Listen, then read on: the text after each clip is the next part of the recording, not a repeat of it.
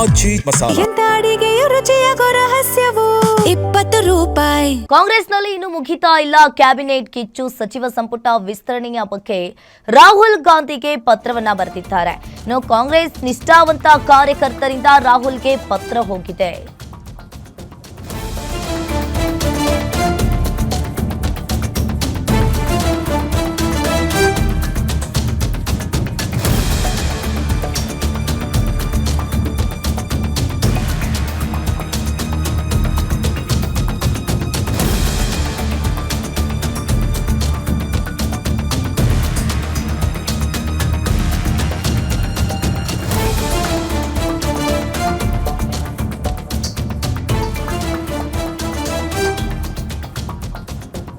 ಈ ಬಾರಿ ಕ್ಯಾಬಿನೆಟ್ನಲ್ಲಿ ಹಿರಿಯರನ್ನ ಕಡೆಗಣಿಸಲಾಗಿದೆ ಅಂತ ಹೇಳಿ ಪತ್ರ ಬರೆಯಲಾಗಿದೆ.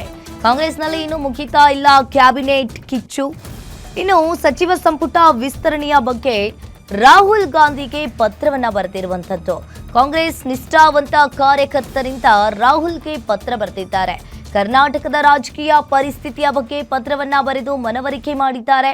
ಇನ್ನು ಮೈಸೂರಿನ ತನ್ವೀರ್ ಸೇಠ್ 5 ಬಾರಿ ಶಾಸಕರಾಗಿದ್ದು ಪ್ರಾಮಾಣಿಕರಾಗಿ ಕೆಲಸ ಮಾಡಿದ್ದಾರೆ. ಹಾಗಾದ್ರೆ ಇಲ್ಲಿ ಒಂದ್ ಕಡೆ ಹೈಕಮಾಂಡ್ ಹೆಸರಿನಲ್ಲಿ ನಡೀತಾ ಇರುವ ನೀವು ಅಗತ್ಯ ಕ್ರಮ ಕೈಗೊಳ್ಳಬೇಕು ಎಂಬುದು ಕಾರ್ಯಕರ್ತರ ವಿನಮ್ರ ವಿನಂತಿಯಾಗಿದೆ. ರಾಹುಲ್ ಜಿ, ನೀವು ಪಕ್ಷದ ಕಾರ್ಯಕರ್ತರ ಬಗ್ಗೆ ತುಂಬಾ ಕಾಳಜಿಯನ್ನ ವಹಿಸ್ತೀರಿ. ಈ ಬಾರಿ ಕ್ಯಾಬಿನೆಟ್ನಲ್ಲಿ ಹಿರಿಯರನ್ನ ಕಡೆಗಣಿಸಲಾಗಿದೆ ಅಂತ ಹೇಳಿ ಪತ್ರ ಬರೆಯಲಾಗಿದೆ. ಹಾಗಾದ್ರೆ ಆ ಪತ್ರದಲ್ಲಿ ಏನಿದೆ? ಹಾಗಾದ್ರೆ ಭ್ರಷ್ಟಾಚಾರ ಆರೋಪದಲ್ಲಿ ಸಿಲುಕಿರುವ ನಾಗೇಂದ್ರ ಅವರನ್ನ ಕೈ ಬಿಡಬೇಕು. ಇನ್ನು ಜಮೀರ್ರನ್ನ ಕೆಸಿ ವೇಣುಗೋಪಾಲ್ ಎಐಸಿಸಿ ಹೆಸರಿನಲ್ಲಿ ಸಚಿವರನ್ನಾಗಿ ಮಾಡಿದ್ದಾರೆ. ಕೃಷ್ಣ ಬೈರೇಗೌಡರಿಂದ ಕಾರ್ಯಕರ್ತರಿಗೆ ಅವರಿಂದ ಯಾವುದೇ ಪ್ರಯೋಜನವಿಲ್ಲ. ಹಿರಿಯರಾದ HK ಪಾಟೀಲ್ರನ್ನ ಕೈ ಬಿಟ್ಟಿರುವುದು ತುಂಬಾ ದುರಾದೃಷ್ಟಕರ ವಿಷಯ. ಇನ್ನು ಎಂ ಕೃಷ್ಣಪ್ಪ NA ಹ್ಯಾರಿಸ್ರನ್ನ ಸಚಿವರನ್ನಾಗಿ ಮಾಡಲಾಗಿಲ್ಲ.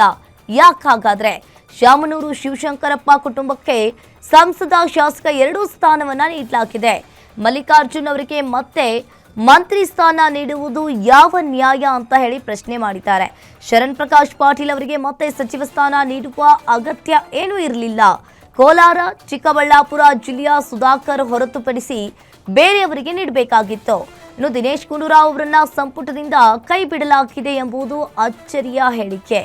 ಮೈಸೂರಿನ ತನ್ವೀರ್ ಸೇಠ್ 5 ಬಾರಿ ಶಾಸಕರಾಗಿದ್ದು ಪ್ರಾಮಾಣಿಕರಿಗೆ ಅನ್ಯಾಯವಾಗಿದೆ ಅಂತ ಹೇಳಿ ಈ ಪತ್ರದಲ್ಲಿ ಉಲ್ಲೇಖವನ್ನ ಮಾಡಿದ್ದಾರೆ. ಕಾಂಗ್ರೆಸ್ ನಿಷ್ಠಾವಂತ ಕಾರ್ಯಕರ್ತರಿಂದ ರಾಹುಲ್ಗೆ ಪತ್ರ ಹೋಗಿದೆ.